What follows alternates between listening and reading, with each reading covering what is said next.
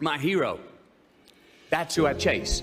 Now, when I was 15 years old, I had a very important person in my life come to me and say, who's your hero? And I said, I don't know, I got to think about that. Give me a couple of weeks. I come back 2 weeks later. This person comes up and says, who's your hero? I said, I thought about it. You know who it is? I said, it's me in 10 years.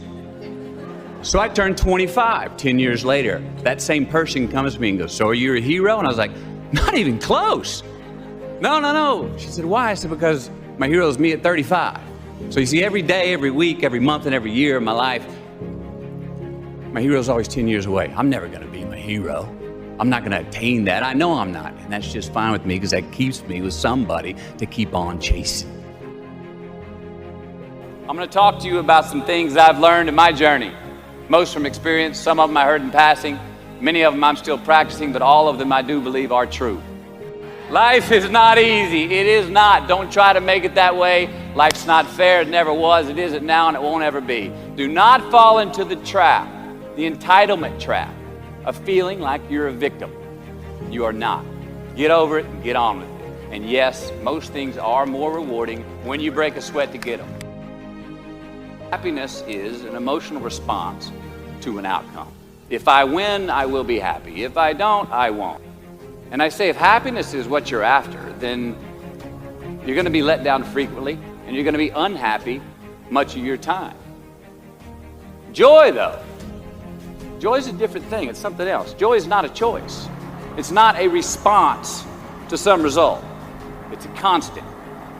Joy is the feeling that we have from doing what we are fashioned to do, no matter the outcome. Now, personally, as an actor, I started enjoying my work and literally being more happy.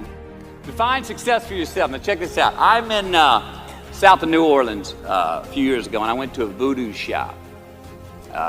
And they had this wooden partition against the wall with these columns. And in these columns were all these vials of these magic potions, right?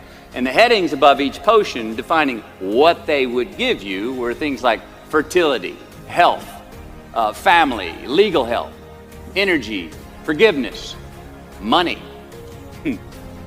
Guess which column was empty? Money. Let's admit it. Money is king today. It's what makes the world go round. It is success. The more we have, the more successful we are, right? Now, I would argue that our cultural values have even been financialized. Humility is not in vogue anymore. It's too passive. It's a get rich quick on the internet, rich is 15 minutes of fame world that we live in, and we see it every day. But we all want to succeed, right? So the question that we got to ask ourselves is what success is to us, what success is to you. Is it more money? Maybe it's a healthy family. Maybe it's a happy marriage. Maybe it's to help others, to be famous, to be spiritually sound, to leave the world a little bit better place than you found it. Continue to ask yourself that question. Now, your answer may change over time, and that's fine. But do yourself this favor. Whatever your answer is, don't choose anything that will jeopardize your soul. Prioritize who you are, who you want to be, and don't spend time with anything that antagonizes your character. Don't drink the Kool-Aid, man. It tastes sweet, but you will get cavities tomorrow, all right? Life is not a popularity contest. Be brave, take the hill, but first answer that question, what's my hill? So first, we have to define success for ourselves. And then we have to put in the work to maintain it. Take that daily tally. Tend our garden. Keep the things that are important to us in good shape. Where you are not is as important as where you are. Defining ourselves by what we are not is the first step that leads us to really knowing who we are. You know that group of friends that you hang out with that they really might not bring out the best in you? You know, they gossip too much or they're kind of shady. They really aren't going to be there for you in a pinch. Or how about that bar that we keep going to that we always seem to have the worst hangover from? Or that computer screen, right? The computer screen that keeps giving us an excuse not to get out of the house and engage with the world and get some real human interaction. Or how about that food that we keep eating? Stuff that tastes so good going down, it makes us feel like crap the next week. We feel lethargic and we keep putting on weight. Well, those people, those places, those things, stop giving them your time and energy. Just don't go there. I mean, put them down. And when you do this, when you do put them down, when you quit going there, when you quit giving them your time, you inadvertently find yourself spending more time and in more places that are healthy for you, that bring you more joy. Why? Because you just eliminated the who's, the where's, the what's, and the when's that were keeping you from your identity. Like, trust me, too many options, I promise you, too many options will make a tyrant of us all. All right, so get rid of the excess, the wasted time. Decrease your options. And if you do this, you will have accidentally, almost innocently, put in front of you what is important to you by process of elimination. Knowing who we are is hard. It's hard. So give yourself a break. Eliminate who you are not first, and you're going to find yourself where you need to be. Don't leave crumbs. And the beauty of delayed gratification. So what are crumbs? Well, the crumbs I'm talking about are the choices that we make that make us have to look over our shoulder in the future. You didn't pay that guy back the money that you owed him, and tonight you just saw him 3 rows behind you. Shit. You slept around on your spouse, and you just found out that tomorrow she and the lady you're having an affair with are going to be at the same PTA meeting. Shit again. You drank too much last night. You're too hungover to drive your son to his 8 a.m. Saturday morning baseball practice. These are the crumbs. They come in the form of regret, guilt, and remorse. You leave crumbs today, they will cause you more stress tomorrow. And they disallow you from creating a customized future in which you do not have to look over your shoulder. So let's flip the script. Instead of creating outcomes that take from us, let's create more outcomes that pay us back, fill us up, keep your fire lit, turn you on for the most amount of time in your future. These are the choices I'm talking about. And this is the beauty of delayed gratification. All right, tee yourself up. Do yourself a favor. Make the choices, the purchases today that pay you back tomorrow. Residuals.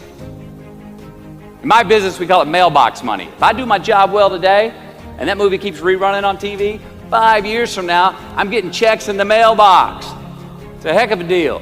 So whether it's prepping the coffee maker the night before, so all you got to do is press the button in the morning, or getting ready for the job interview early so you don't have to cram the night before, or choosing not to hook up with that married woman because you know you're going to feel horrible about it tomorrow, and her husband carries a gun, or paying your debts on time so that when you do see that guy 3 rows back tonight, you don't have to hunker down in your seat hoping that he don't see you. Get some ROI. You know what that is? Return on investment. Your investment. You. Customize your future. Don't leave crumbs. Make voluntary obligations.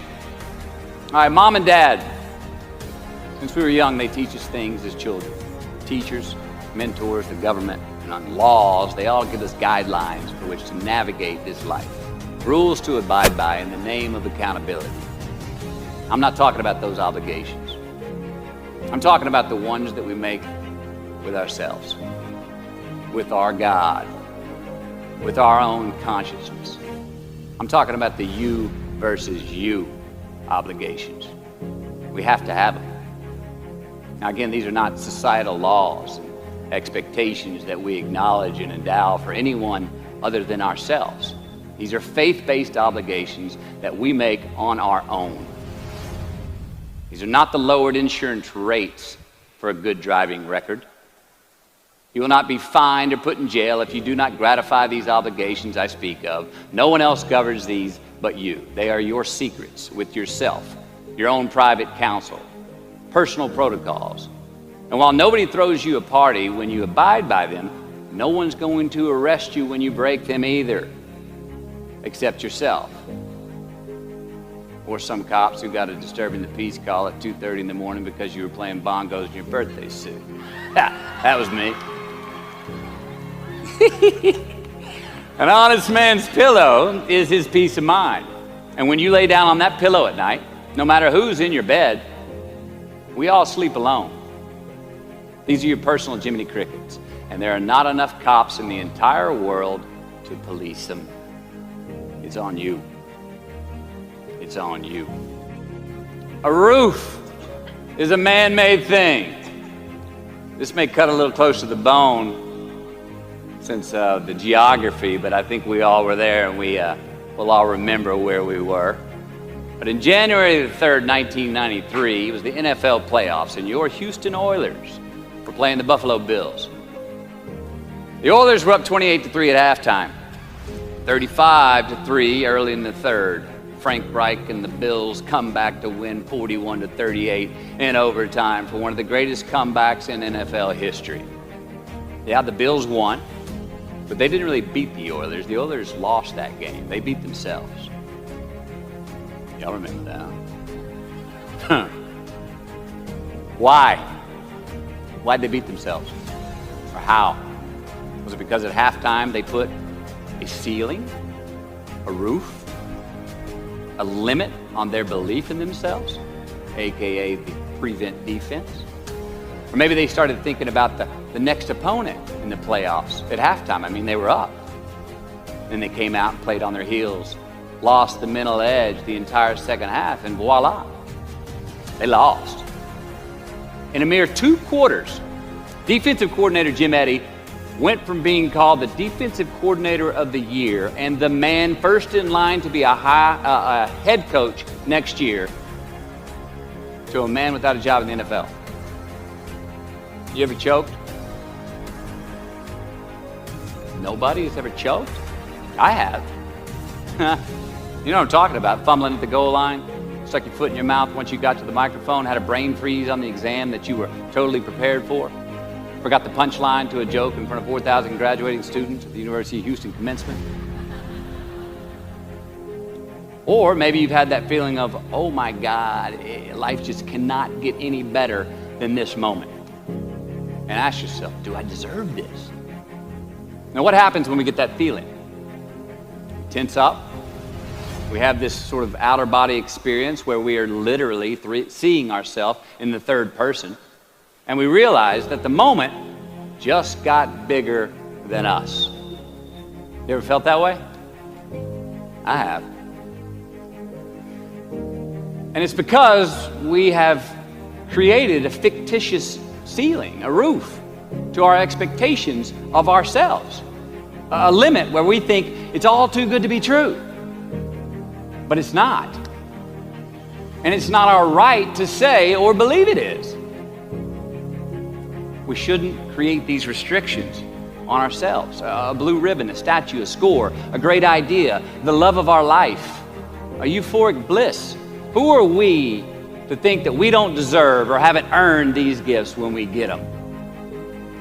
It's not our right.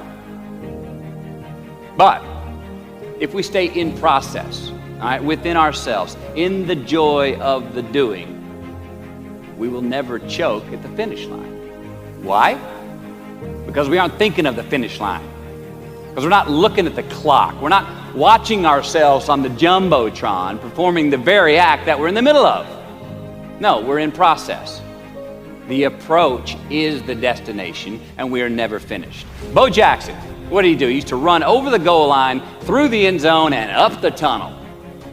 The greatest snipers and marksmen in the world, they don't aim at the target. They aim on the other side of the target.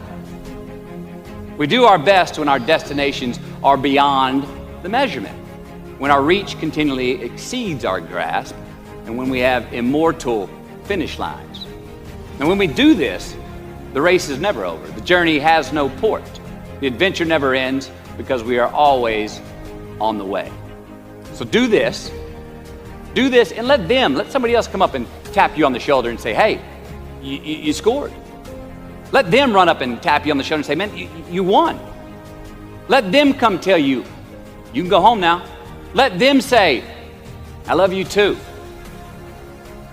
Let them say, thank you.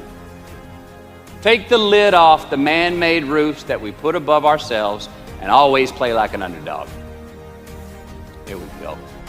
The late and great University of Texas football coach Darrell Royal. I don't know if y'all remember him. He won a national championship in '69. He won a couple of national championships. You know Darrell Royal? He was a friend of mine and a good friend to many people. Now, a lot of people looked up to this man.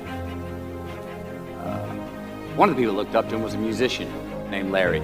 Now, at this time in his life, Larry was in the prime of his country music career. He had #1 hits, and his life was rolling. And he had picked up a bad habit of snorting the white stuff somewhere along the line. And at one particular party, after a bathroom break, Larry went confidently up to his mentor, Darrell, and he started telling him a story.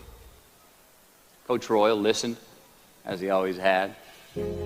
And when Larry finished his story and was about to walk away, Coach Royal put a gentle hand on his shoulder, and he very discreetly said, "Hey, Larry, you got something on your nose there, bud." Well, Larry immediately hurried to the bathroom mirror where he saw some of the white powder that he hadn't cleaned off his nose. He was ashamed. He was embarrassed, as much because he felt so disrespectful to Coach Royal, and as much because he'd obviously gotten too comfortable with the drug to even hide it as well as he should. Well, the next day, Larry went to Coach's house. He rang the doorbell. Coach answered, and he said, "Coach, I need to talk to you." Darrell said, "Sure, come on in." Larry confessed. He purged his sins to Coach. He told him how embarrassed he was and how he had lost his way in the midst of all this fame and fortune. And towards the end of an hour, Larry, who was in tears, he asked Coach, he said, "Coach, what do you think I should do?" The coach, being a man of few words, just looked at him and calmly said, "Larry, I have never had any trouble turning the page in the book of my life." Larry got sober that day, and he's been sober for the last 40 years. You ever get in a rut? You know what I'm talking about? You get in a funk? Get stuck on the merry-go-round of a bad habit? I have. Look, we're going to make mistakes. You got to own them. Then you got to make amends. And then you got to move on. Guilt and regret kills many a man before their time. So turn the page, get off the ride. You are the author of the book of your life. Turn that page. Give your obstacles credit. You know those no fear t-shirts that were out? I don't know. People used to wear them 10 years ago. No fear. Anybody remember those, or is it just me? I saw them everywhere. All right. I don't get them, and I never did. I mean, I try to scare myself at least once a day. I mean, I get butterflies every morning before I go to work. I was nervous before I got here to speak tonight. I think fear is a good thing. Now, why? Because it increases our need to overcome that fear. All right, so say your obstacle is fear of rejection. All right, you want to ask her out, or you want to ask him out, but you fear that he or she may say no. All right, you want to ask your boss for that promotion, but you're scared he's going to think you're overstepping your bounds. Well, instead of denying those fears, declare them. Say the fear out loud. Admit it. Give them the credit they deserve. Don't get all macho and act like they're no big deal. And don't get paralyzed by denying that they exist and therefore abandoning your need to overcome them. I mean, I'd even subscribe to the belief that we're all destined to have to do the thing that we fear the most anyway, at some point. So give your obstacles credit, and you will, 1, find the courage to overcome them, or you will, 2, see more clearly that they're not really worth prevailing over. So be brave, have courage, and when you do, you get stronger, you get more aware, you get more respectful of yourself and that which you fear.